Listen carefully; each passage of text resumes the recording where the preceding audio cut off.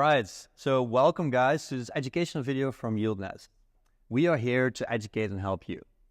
Today we're going to talk about restaking, what it is, what it means, what it does, what it can do, and how YieldNest leverages restaking in our architecture and in our liquid restaking protocol. All right, guys, so yeah, let's dive into the documentation. So basically, what's the best thing to do to follow up with this video is to go to our docs and read the section about restaking. You can also go to our blogs where we wrote extensive information and in-depth articles about what restaking is.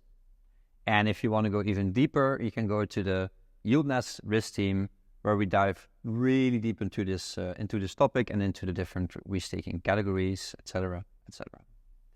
All right, so let's go and let's look together at what restaking is, right? So basically, restaking is an evolution from traditional staking.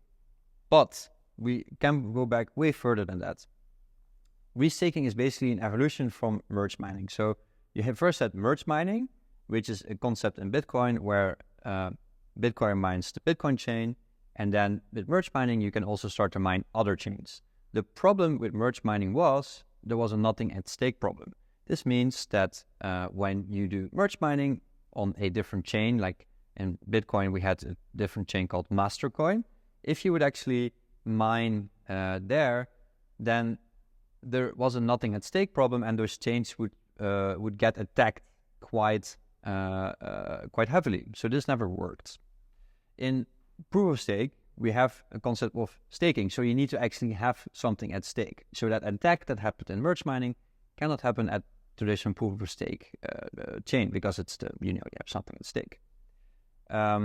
So that is basically where restaking comes from. So restaking comes from this kind of evolution of merge mining, and that it evolved into restaking.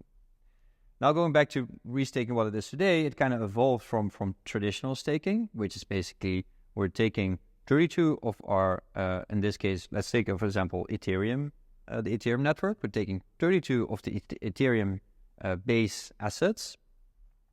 And you can go to the article and read about it, right? Traditional staking involves locking up of a digital asset and delegating it to a node, right? So that means that we're taking this Ethereum asset, we're locking a portion up from it, and we're kind of promising that we will uphold the network. So we're promising that we will validate the network. We're promising that the computer that we're staking to will do a certain task.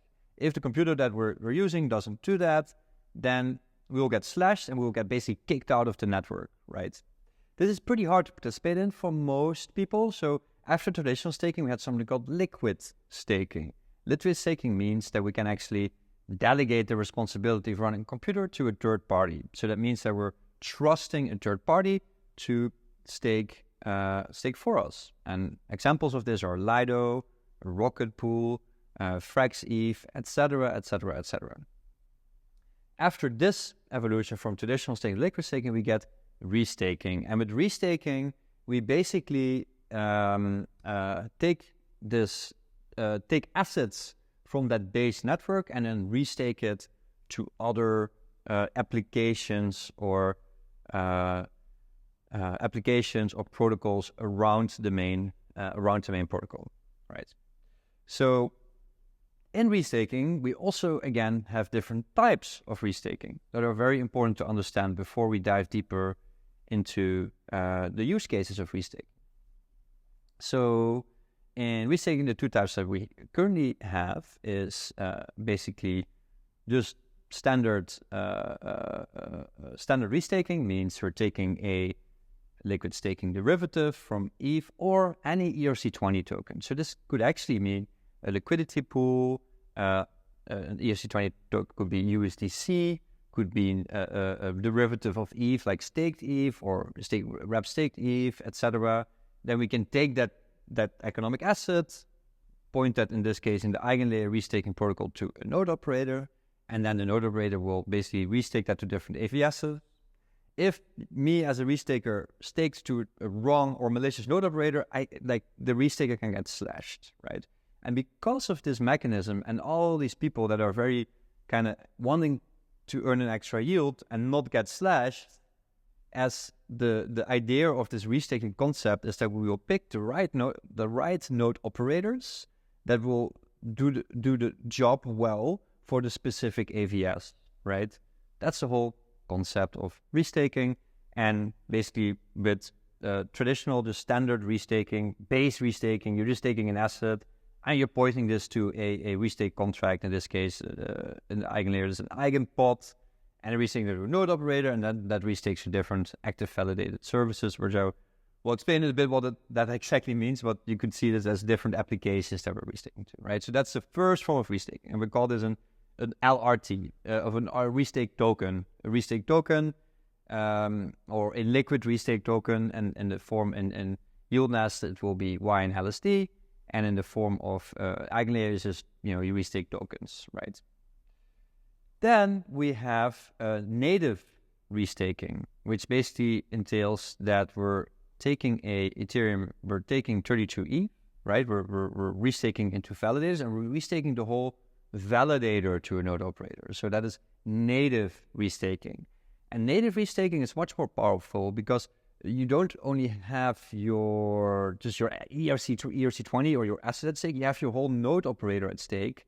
And if the node operator goes down or does something malicious, it can actually also affect the overall Ethereum base network, right? So there's more risks involved, there's more expertise involved. So native restaking is a more pristine type of collateral for the restaking with a validator, right? So yeah, these are basically the two different types of methods that we can use restaking for. Something that I'm not going to dive into this video is subjective, intersubjective forking and objective slashing criteria. But that actually will make it so that there actually will be multiple types of more types of restaking, right?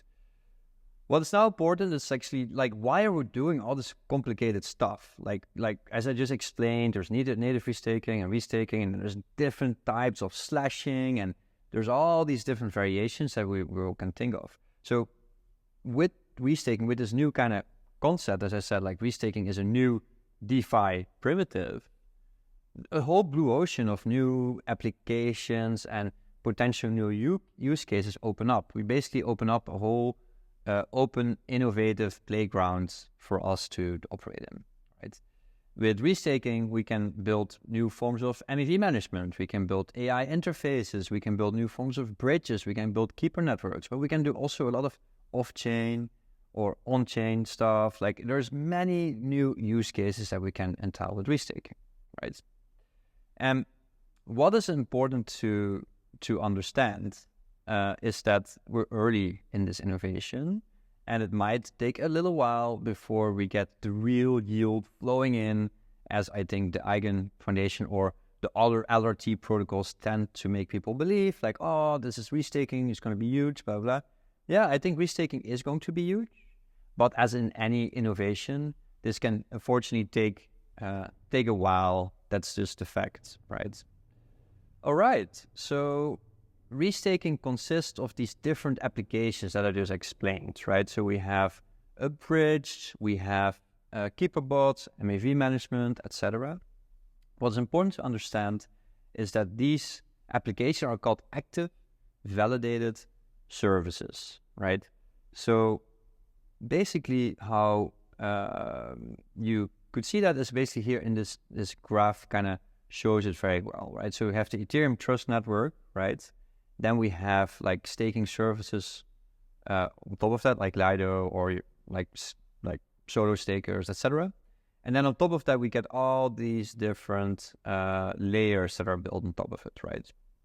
With restaking, we have the Ethereum Trust Network that kind of builds these different applications. And we have the eigenlayer trust network, which kind of hardens all these applications. So it is important to understand an active validated service and what that is and what it means, right?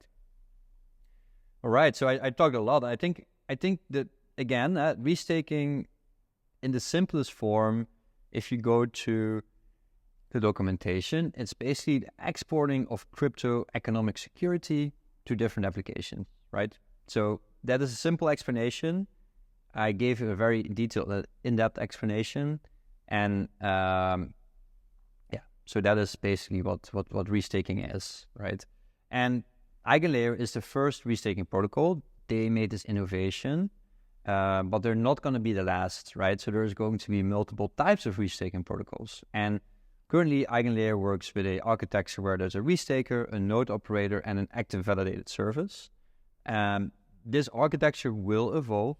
This architecture will be different in many forms, and there will be many different restaking protocols, and there will be many liquid restaking protocols. And YieldNest is a liquid restaking protocol that wraps around all these different restaking protocols that will emerge. So TLDR is that YieldNest is a liquid restaking protocol. Restaking is exporting economic security to different layers. And YieldNest is here to wrap around and make liquid any restake position and remove the complexities of what restaking means. I hope this is clear.